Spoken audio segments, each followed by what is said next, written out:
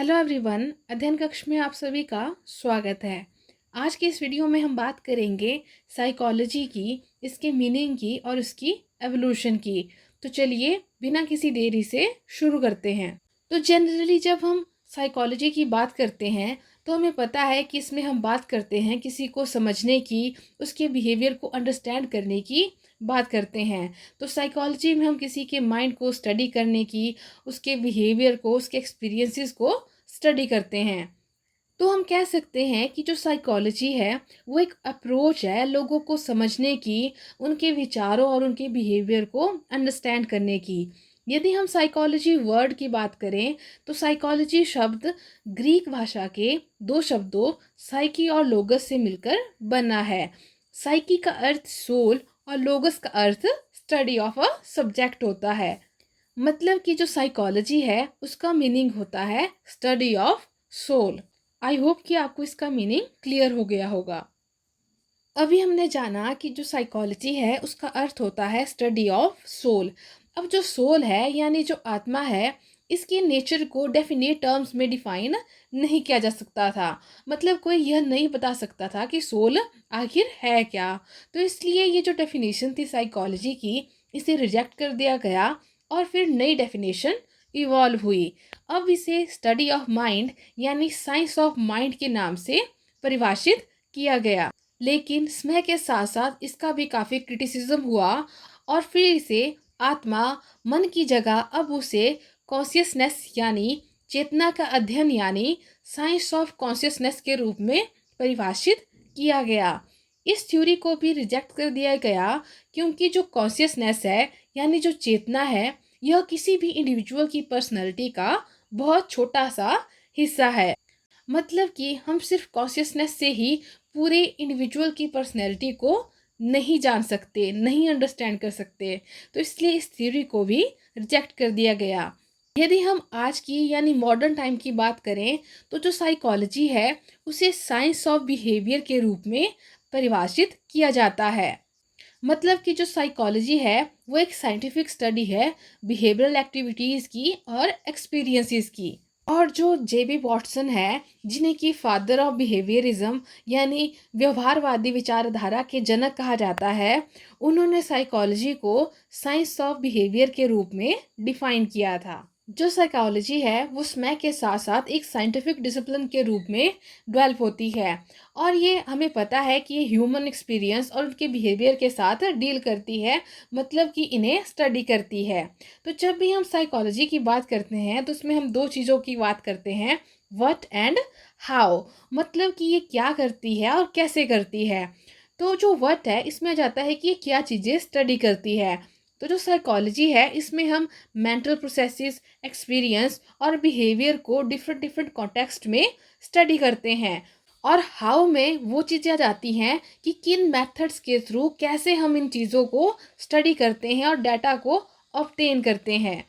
Next अब हम बात कर लेते हैं एवोल्यूशन ऑफ साइकोलॉजी की। एवोल्यूशन ऑफ साइकोलॉजी में हम बात करेंगे डिफरेंट स्कूल ऑफ थॉट्स की, यानी जो साइकोलॉजी है इसमें जो अलग अलग विचारधाराएं हैं वो कैसे इवॉल्व हुई। और हम जानेंगे कि कैसे साइकोलॉजी का एवोल्यूशन हुआ। तो सबसे पहले जो साइकोलॉजी की एक्सपेरिमेंटल लेबोरेटरी थी वो लेप्जिग जर्मनी में विलियम वुंट के द्वारा बनाई गई। और जो विलियम वुंट है इन्हें फादर ऑफ साइकोलॉजी भी कहा जाता है। जो विलियम वुंट थे वो कॉन्शियस एक्सपीरियंसेस को स्टडी करना चाहते थे और जो माइंड के बिल्डिंग ब्लॉक्स है उनको एनालाइज करना चाहते थे। तो इनके टाइम में जो भी मनोवैज्ञानिक थे उन्होंने सबसे ज़्यादा फोकस किया स्ट्रक्चर ऑफ माइंड पर। मतलब कि उन्होंने माइंड के स्ट्रक्चर को एनालाइज किया और जिस मेथड के थ्रू उन्होंने इसको एनालाइज करने की कोशिश की, उन्होंने इसके लिए इंट्रोस्पेक्शन मेथड का इस्तेमाल किया। अब इनका जो मेन फोकस था वो स्ट्रक्चर ऑफ माइंड को एनालाइज करना था, तो इसलिए ये जो साइकोलॉजिस्ट थे इन्हें स्ट्रक्चरलिस्ट कहा गया। अब इनका मेन फोकस था वो स्ट्रक्चर ऑफ माइंड को एनालाइज करना था, इसलिए इसे स्ट्रक्चरलिस्ट कहा गया। अब हम जान लेते हैं कि इंट्रोस्पेक्शन क्या होती है।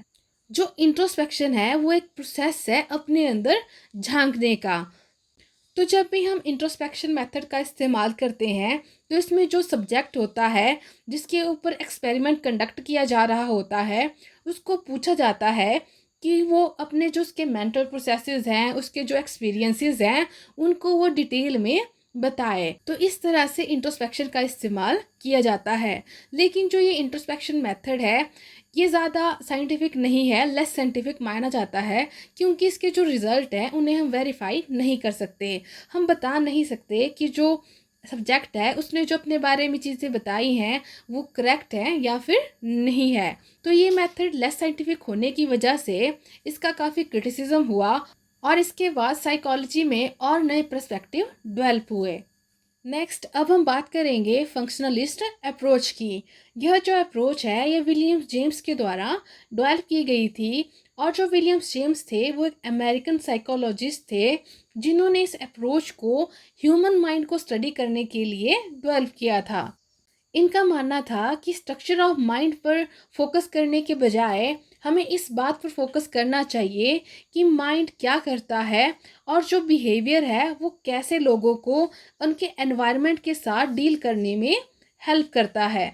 मतलब कि जो बिहेवियर है वो लोगों को उनकी नीड्स को सेटिस्फाई करने में कैसे हेल्प करता है। नेक्स्ट अब हम बात कर लेते हैं जेस्टाल्ट साइकोलॉजी की। तो जो जेस्टाल्ट साइकोलॉजी है इसके फादर मैक्स वर्दमेयर को माना जाता है। इसमें जो मेन फोकस है वो आपका ऑर्गेनाइजेशन ऑफ परसेप्चुअल एक्सपीरियंसेस पर रहता है।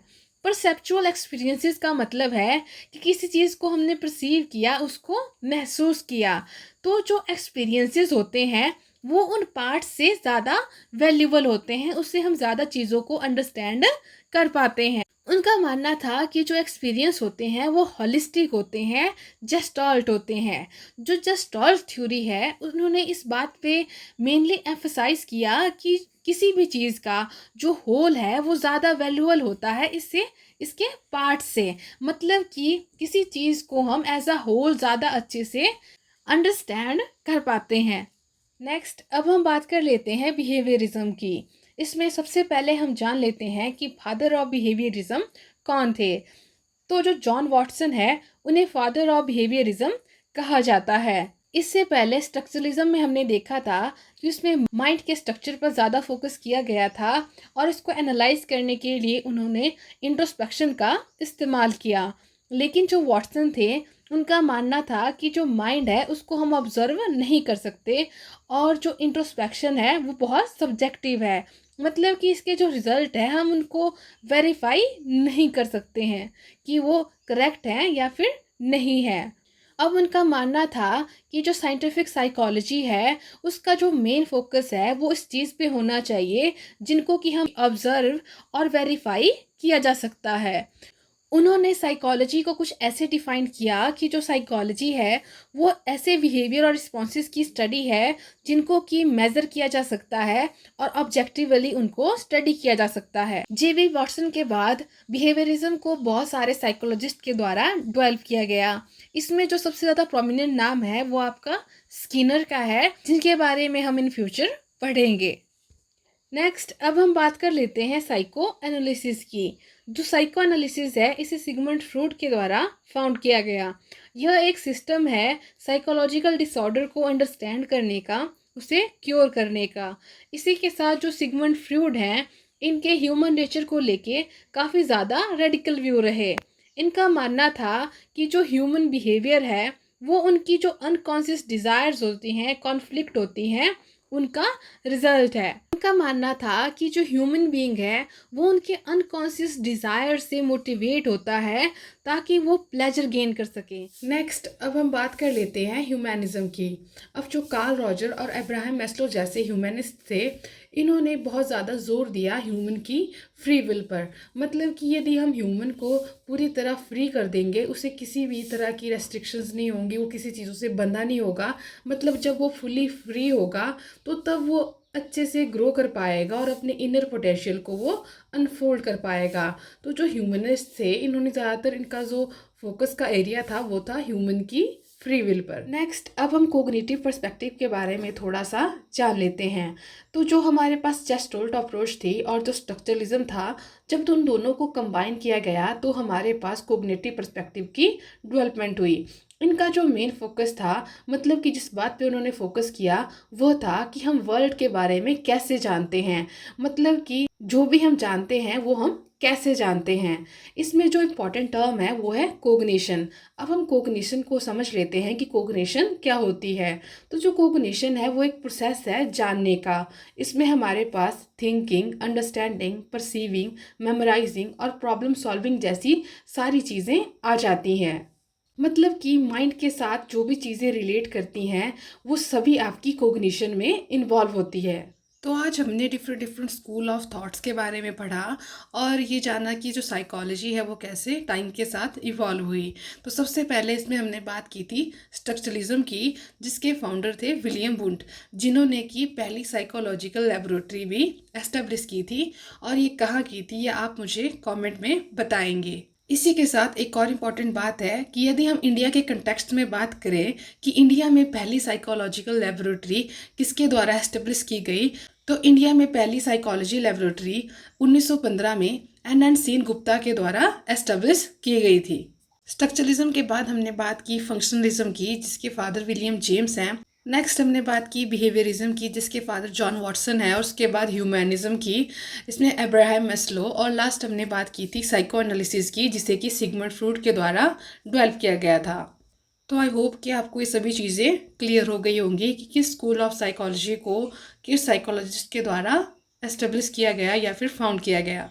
नेक्स्ट, अब हम कुछ क्वेश्चन देख लेते हैं। हमारा पहला क्वेश्चन है, the school of structuralism was established by, मतलब कि जो स्कूल ऑफ स्ट्रक्चरलिज्म है वो किसके द्वारा एस्टेब्लिश किया गया था।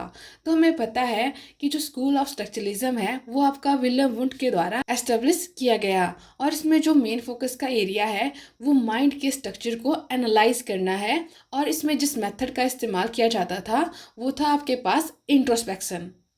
नेक्स्ट क्वेश्चन है, free will plays the greatest role in which of the following, मतलब कि जो फ्री विल है वो इनमें से किस में सबसे ज़्यादा इंपॉर्टेंट रोल प्ले करती है। आपके पास ऑप्शन है B.F. Skinner behaviourism, Carl Rogers humanistic, Hans Isaac trait model, last option है नन ऑफ दीज। हमने अभी पढ़ा था कि जो ह्यूमनिस्ट थे उनका जो मेन फोकस था वो ह्यूमन की फ्री विल में था। तो इसका सही आंसर है option B, Carl Roger humanistic. Next question है, according to J.B. Watson psychology is the study of, मतलब कि J.B. वॉटसन के अनुसार साइकोलॉजी किस चीज़ की स्टडी है। आपके पास ऑप्शन है the mind, consciousness, mental state और बिहेवियर। तो हमें पता है कि जो J.B. वॉटसन है उन्होंने कहा था कि जो साइकोलॉजी है वो स्टडी है बिहेवियर की। तो इसका सही आंसर है ऑप्शन डी, बिहेवियर। तो आज के लिए बस इतना ही। यदि आपको कुछ डाउट है तो आप कमेंट करके पूछ सकते हो। Thank you.